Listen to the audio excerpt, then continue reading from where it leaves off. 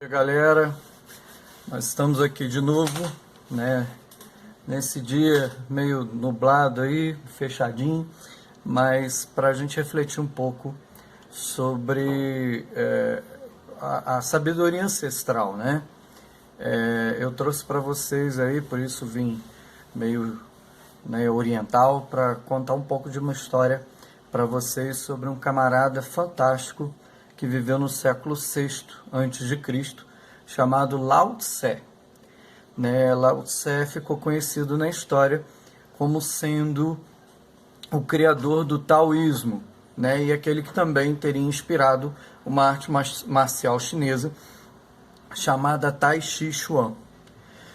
A história que eu quero contar para vocês, né, ela está ligada à própria existência, à própria história de vida do Lao Tse.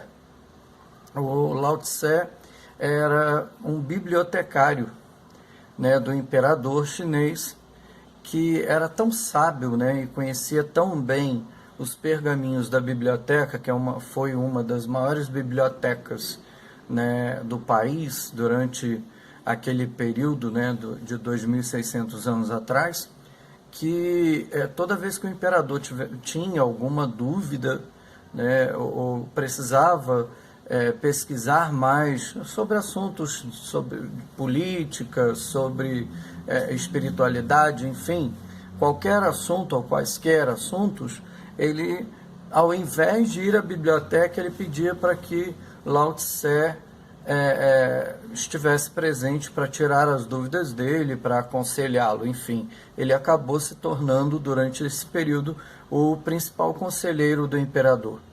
Então, quando Lao Tse não estava aconselhando o imperador, né, ou não estava na biblioteca, ele acabava indo para uma casa, né, nas montanhas, que era a sua casa de descanso. E diz a história que num período, né, de grande inverno, né, nevava muito nas montanhas, Lao Tse se deparou com uma realidade no mínimo curiosa. Ele viu um carvalho, uma árvore, né, incrível, enorme, forte, e ficou imaginando quanto de neve seria necessário para tombar aquele carvalho. E, de contrapartida, ele também observava um pequeno arbusto, que não bastasse algum pouquinho de neve, ele logo se envergava e parecia que quebraria a qualquer momento, né? Pensava Lao Tse consigo certamente que não tardaria até que ele simplesmente rachasse. Porém, o curioso aconteceu, né? À tardinha, já ao cair da noite, quase praticamente, ele ouviu um estrondo e o carvalho havia rachado ao meio. Tamanho foi o peso da neve.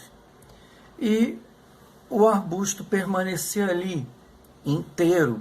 E ele ficou curioso com o arbusto, né? Só que toda vez que ele tentava prestar atenção no arbusto, o que acontecia?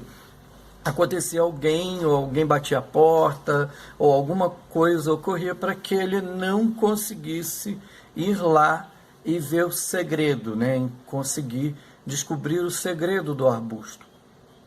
E quando o arbusto finalmente envergava, alguém batia a porta, enfim. Ele, quando voltava, o arbusto estava lá, direitinho, incólume, como se nada tivesse acontecido, sem nenhuma pegada ao redor, né? Então ele ficou curioso, né? Um belo dia ele sentou na varanda, arrumou as coisas dele todas, inclusive diz a história até que ele arrumou um pinico para que ele não precisasse sair dali de forma alguma.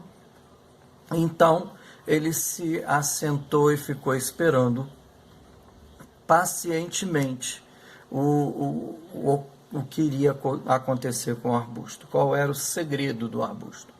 Então, num determinado momento, ele começou a perceber que, devido ao peso da neve, o arbusto ia se envergando, envergando, envergando, envergando, até que finalmente a copa da árvore, né, as folhagens da árvore deixavam a neve cair no chão e o arbusto voltava à posição original. A partir dali, Lao Tse teve um insight, né, uma iluminação. Ele intuiu que o verdadeiro segredo da humanidade estava simplesmente em perceber que quando você, não adianta você ser forte, né? Sempre que você for forte ou se perceber forte, alguém vai ser sempre mais forte do que você.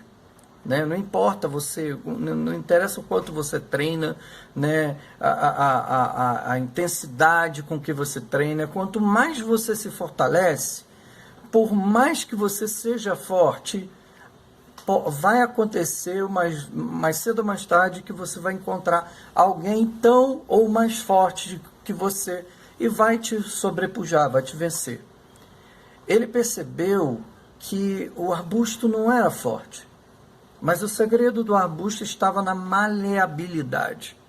O arbusto era maleável, ele desviava do obstáculo, né? Por vezes a gente não percebe, mas a vida também é assim. Não adianta a gente ser resistente, a gente manter, há determinados momentos da vida da gente que ser resistente demais só nos causa danos, só nos dá problemas, só nos traz problemas.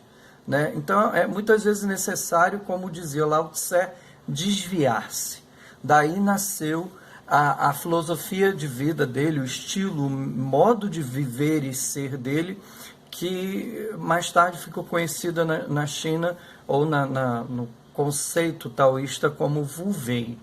Agir sem agir, quer dizer desviar-se.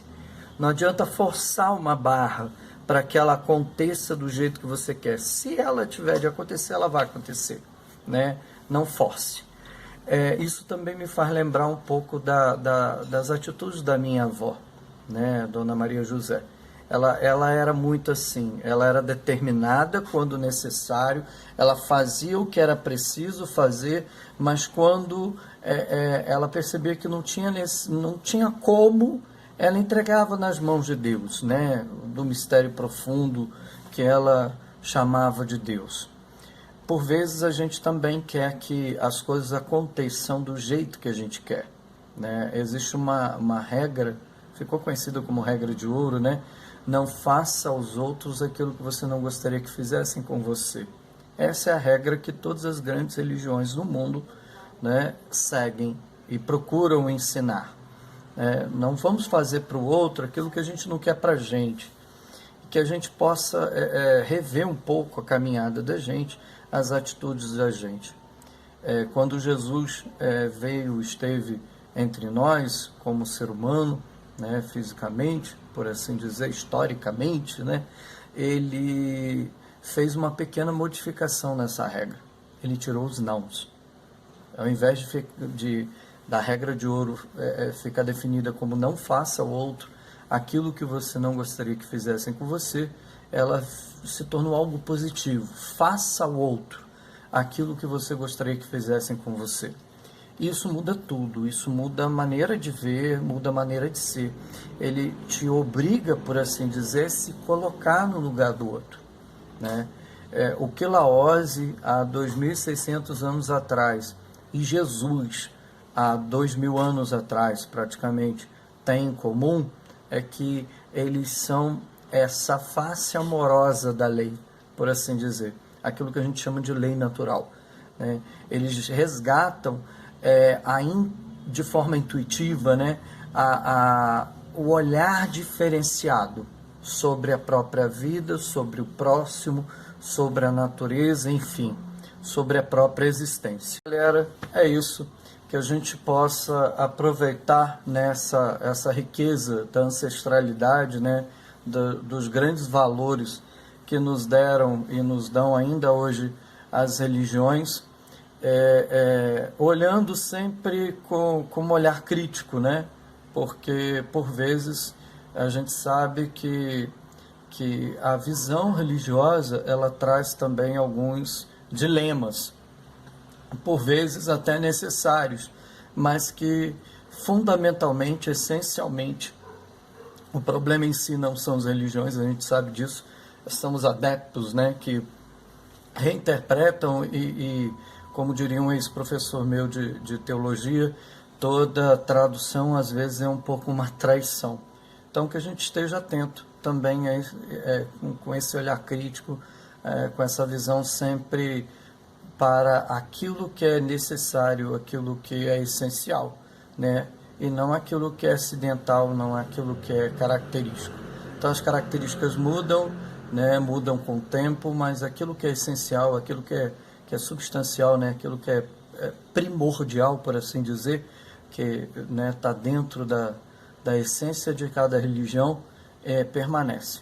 Então, que a gente possa olhar sempre para a vida, como diria Nietzsche, com esse cuidado, né? Nietzsche dizia, cuidado, porque se a gente olhar demais, muito tempo para o abismo, ele pode olhar de volta para a gente, né?